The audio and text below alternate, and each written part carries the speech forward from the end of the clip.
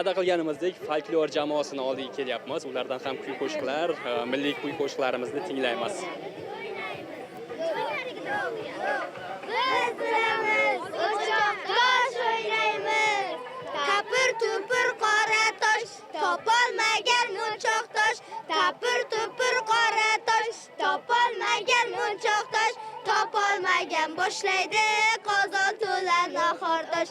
Topolmagan boshlaydi qozon to'la nahordosh. Axtarib ko'r qani top, peshonangdan chertamiz. Axtarib ko'r qani top, peshonangdan chertamiz. Bog'larga qush qo'ndiyor, ragatkani tortamiz. Bog'larga qush qo'ndiyor, ragatkani tortamiz. Topolmading, topolmading. Rahmat kattakon. Bunday Navruz saylari bilasiz, xalq aytimlari, laparlari, o'lanlari, milliy kuy-qo'shiqlarsiz o'tmaydi. Hozir mana yonimizda bizga chiroyli qo'shiq aytib bergan jamoa Bandixon tumani Marvarid xalq etnografik bolalar jamoasi ansambli ekan. Rahbari sizsiz, to'g'rimi? Jamoada qancha ishtirokchilaringiz bor? Necha kun tayyorgarliklar ko'rdilaringiz? Bu jamoamiz Bandixon tumani 9-sonli madaniyat markazi qoshida tashkil etilgan Marvarid folklor etnografik namunal bolalar jamoasi. Bu jamoamizda hozirgi kunda 18 ta bolalarimiz bor, 18 ta jami yana 4 ta kichkina qizlar qo'shib olganmiz, jami 22 kishi faoliyat yuritib kelyapmiz. Biz bilamiz, azaldan o'lanlar, laparlar, aytimlar, milliy kuy-qo'shiqlarimiz juda ham ahamiyatli, to'g'rimi? Ularni lekin hozirgi yosh avlodga yetkazib berish sizlarga qiyinchilik tug'dirmayaptimi? Qay darajada ularning qiziqishini oshirish uchun mehnat qilyapsizlar? Bu savolni o'rinli berdingiz.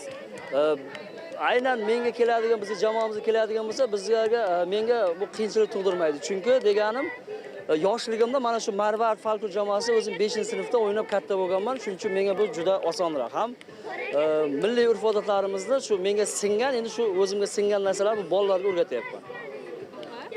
Demak, bu yerda bolalar yoshidan farqi yo'q, kelib qatnashishi mumkin, to'g'rimi? Qachon tashkil topgan bu jamoa? Bu jamoamiz tashkil topgan yili 2000-yil tashkil topgan, 2022-yil vazirligimiz tomonidan Marvarid folklor etnografik namunali bolalar jamoasi unvoni berilgan.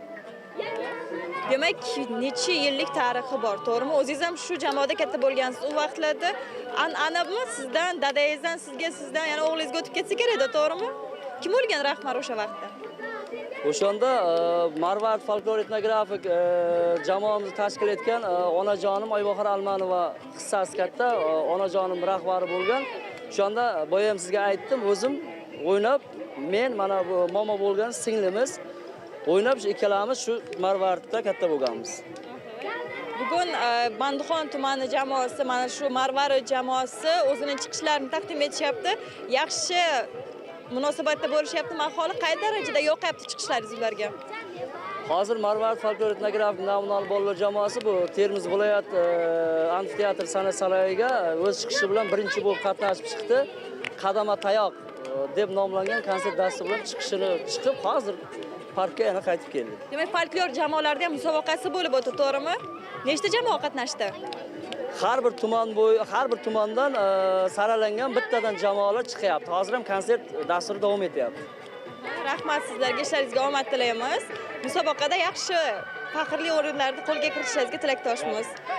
Sizdan katta minnatdorchilik bildiramiz sizga. Yanada chiroyli chiqishlarni kutib qolamiz. Rahmat. Rahmat.